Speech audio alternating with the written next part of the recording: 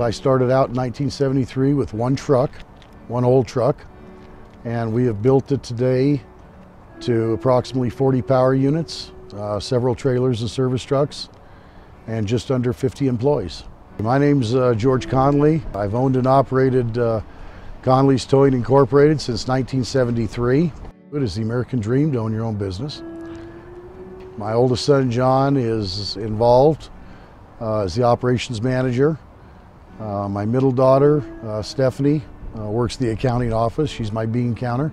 My youngest daughter, Connie, is taking over as the assistant operations manager, and she works dispatch and just does the other 30 things involved in running the business.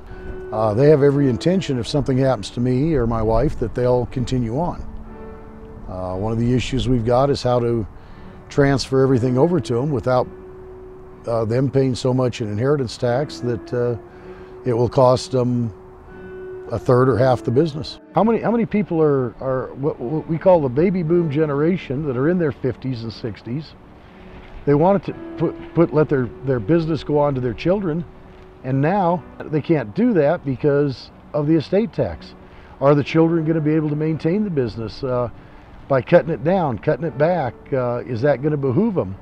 And if they have to start cutting back on employees, how is that helping the economy or the federal government? I don't understand it. I don't understand their thinking.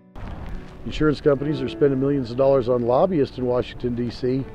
because I know that when they've talked to me, they try to use scare tactics and want you to buy more insurance so that your kids are more than covered, and that's what they use, is that 55%. So they want to take your assets, and then they want to evaluate your assets, in their opinion, and sell you insurance to be 60%. Right before I hit 55, they start contacting me wanting to do my estate planning. And I met with them, and basically what they want to do is they want to sell you more life insurance to cover the estate taxes.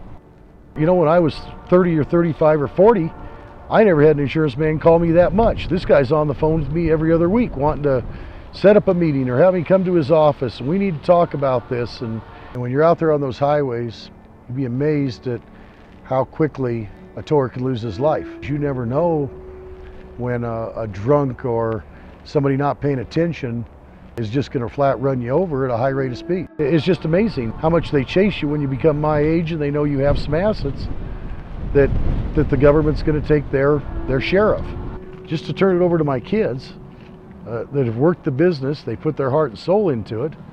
Now they've got to pay 55% tax over $1 million in assets. That's ludicrous.